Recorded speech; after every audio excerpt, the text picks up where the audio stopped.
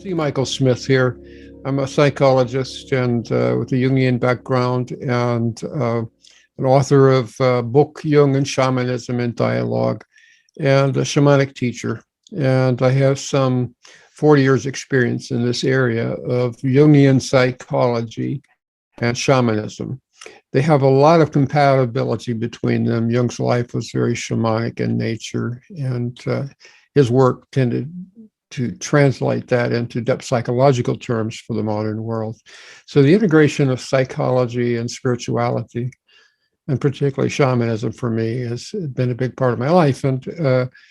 Ayaan Farvahar here has worked with me for some time, and we have extraordinary resonance in our ideas, and each have our own individual viewpoints, but we find it exciting to talk to each other and share some of our ideas. So, Ayaan, I would ask you to introduce yourself a little bit. I know you're an IFS certified practitioner, and you have a rich background too. So tell us a little bit about that. Sure. First of all, it's a pleasure to have you, McCall. And it's been a pleasure to work with you for 4 years. So, and I've learned a lot from you, and it's been really instrumental in deepening my own journey. So, yeah, I'm Ayaan Farvahar. I'm a life and spirituality mentor, and I practice IFS self-leadership and psycho-shamanism that I received from the teaching that I received from Michael. So, yeah, I think I'm really excited about these series of dialogues, or I don't want to call it interviews, because these are really, we're talking about the subjects that are near and dear to both of us. And I'm so glad that we could bring this to the audience, because you have a lot of insights that people need to really understand. And I share my insight as well as a part of this process. Well, the topic today is the ideal self, and I'm very interested to hear what you have to say about this. I've seen you do some video posts on your YouTube channel, and it's fascinating, and I think maybe we could cover some of that territory. What is it you mean by the ideal self? What is that? Okay.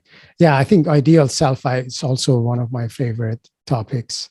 I would say that the best way to understand it is that if we view life as a journey, or like a personal journey of evolution, or the way that we evolve from one version of ourselves to another version. The question is, what's the destination of that personal journey? Okay, who we are meant to become. It's not about an idealistic, very impractical version of ourselves. It's about the best version that we can become in this world. At least kind of having an idea about it. And it's very important, because as any journey, we want to have a destination. And if we don't have destination, then we really are subject to the conditions of the road, so of the journey. So, and sometimes when I use a metaphor of life, bring the metaphor of life here, and I always tell myself that if I have an ideal version that I'm working toward or moving toward, then I can basically bring my life in alignment with that. So my life is basically serving for me to get to that ideal version. But if I don't have it, then the life will dictate who I ended up becoming, or who I end up becoming. So that's how it's important to have that symbolic or is a very clear picture of who we are destined to be. Mm-hmm. So interesting. Yeah. Interesting. And the word who we're destined to be, there's like a target or something, a goal implied in that. You know, we have a destiny. The word destined and destiny are linked, you know, by this ideal endpoint that we are to embody and arrive at. I know Nietzsche, Friedrich Nietzsche, he said, he coined this expression, amor fati, which means love of one's fate. And but he really meant it in the sense of destiny. Jung further clarified that. He said fate is, when you're unconscious, it's what drags you around. Destiny is when you awaken and become conscious of it, and then you can somewhat steer or move along with where this intended destination is aiming you at. Yeah. So anyway, so just an ideal image is really a vision or a version of ourselves that we can imagine to become, and eventually down the line merge with it. So that's how I see it. Is there a relationship you see between that ideal image and what in shamanic traditions is sometimes called the guardian spirit, or the Fravashi, or the angel of your being, the daimonion? Do you see a connection? It is, but for some people, it's very real. This connection is very real, meaning the connection is like they're basically intuitively know what they're meant to be. If someone is a caregiver, they know that it's just the way that they kind of know what they're exactly. So or becoming a nurse, or right, or someone wants to have a family. I mean, there is that desire to express that parental love, and or someone who's an artist and so on. So it could be very direct and very easy for some people just to know it.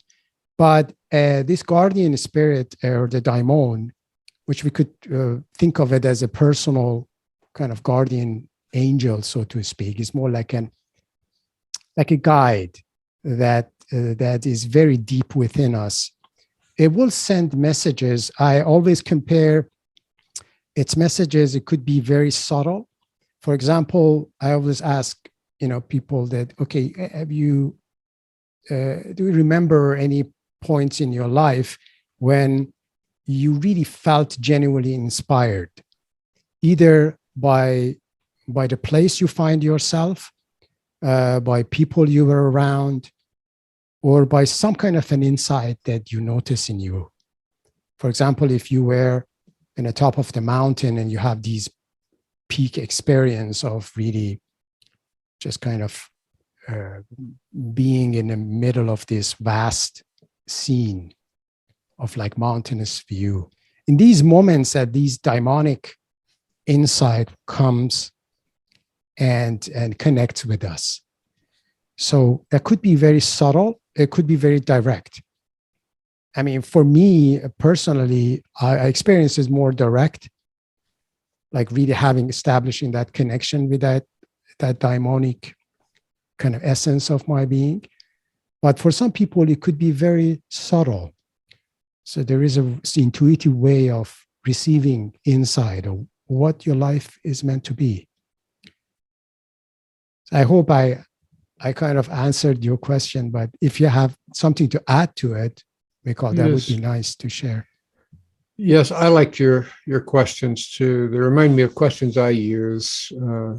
A few years ago, I worked with this wonderful professional, Kai Nelson, who was part of the Focusing Institute in New York, to develop questions that I could use to help people on a vision quest when they couldn't go out into nature. They were stuck at home or something, so they could use their journal.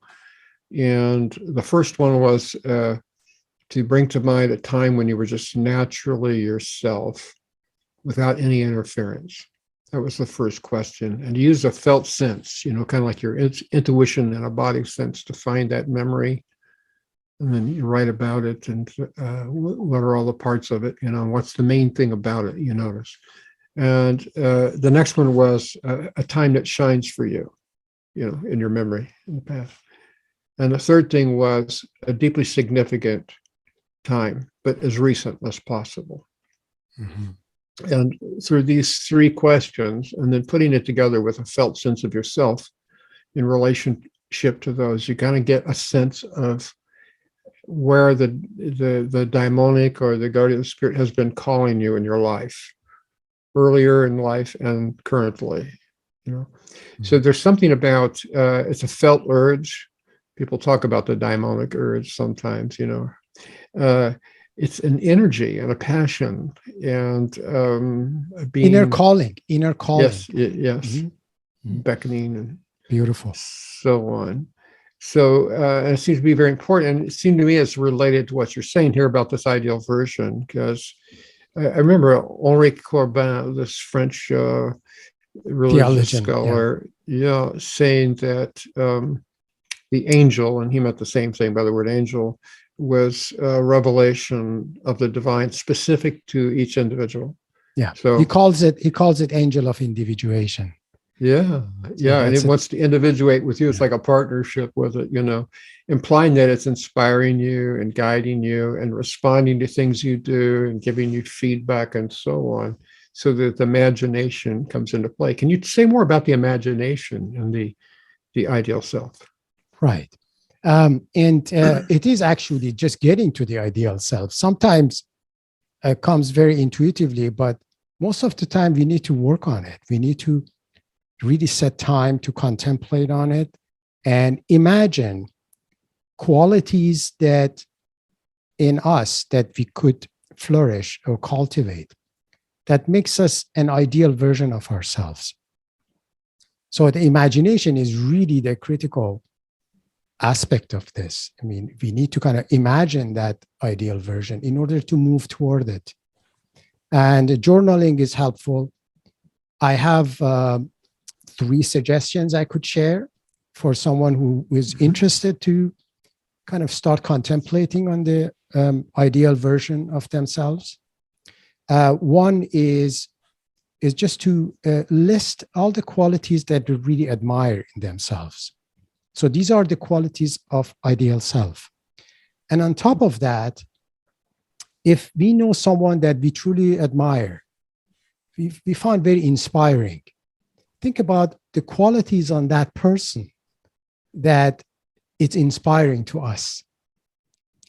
For example, if I'm someone who has a lot of ideas, but I never really pull the trigger and never really follow with any of them, then I will admire some people that follow their dreams or follow their ideas. And even if they fail, they still have the courage to do that.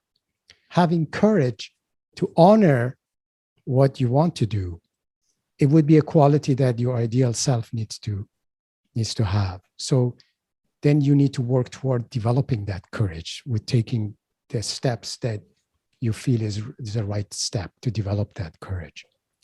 And the third is, I always use the metaphor of an ideal world. If you can imagine an ideal world in your mind, and it takes some contemplation to do that, an ideal world is a world that you would be open to live in forever. It's so ideal that you don't mind living there forever, for it to eternity. So then asking the question of what about that world? It makes it so ideal to me. What is the essential quality of that world? Then that quality belongs to your ideal self. So this gives you a list of the qualities that either you have, you admire in others, or you wish the world would have had. So that gives you an idea of which direction you need to move to cultivate these. Well, I like your questions, and they remind me of, Jung talked about the gold and the shadow. Most people think of the dark stuff they don't want to face in the shadow, but big part of what gets repressed is this ideal self and what we can become. And the gold representing that, and often it gets projected on other people through our admiration of them, or idealizing them. And so we need to reclaim what we're putting on others and see them as actual communication about our own calling, our own ideal self. Yeah, as that's you've been saying. beautifully said. Yeah, so that's really a destination for our personal journey that we call life. And time is really irrelevant here. I mean, and we could reach this ideal version by midlife or when we are younger or toward the end of our life. It doesn't matter, but what matters is really we have it in our mind and pursue it and live a life that is aligned with that. So that's Well, we could do a whole nother session on how to pursue it, and what are some tips on that, and what are some of the challenges or obstacles on that. Yeah, but it's been a really go ahead. Yeah, go ahead. Before we close, Michal, I just wanted to mention that some of these are not really concepts that are fun to talk about. I mean, Michal and I, we are really practitioners, and we know techniques that it could make them practical. So I just wanted to mention that it's all about your openness to embrace and just decide to do what you want with your life. So yeah, sorry, Michal, I just wanted to mention, because sometimes when I was in my own personal journey, I was just tapping into all sorts of philosophical thoughts. And some of them are very elegant, very fun to, but they lack practicality. Yes, right. Yeah. Well, and I think as a younger man, I was kind of addicted to great ideas, deep ideas, profound ideas. But there's a whole different thing to actually live them, use them, embody them. Yeah. And I think both of us in our work, I mean, I notice your questions, I notice the kind of questions I use are aimed at giving people clues and tools how to notice these things in themselves. And that's a practice. We're practice oriented. Right. And not just trying to talk about hot ideas, exciting ideas. Yeah. Right. Thank you, Michal. Could you also share your website, and I can share mine afterwards, just in case people want to know more about you. Crow's Nest Shamanism, it's one word, .com, and cmichaelsmith.com. That's my mentoring website. Beautiful. Thank you. And I'm Ayo Farwar. My website is celestialtwin.com. And also I have a Celestial Twin Life Mentorship channel on YouTube. And thank you so much, Michal. It was a pleasure. Thank you. Thank you. Bye-bye.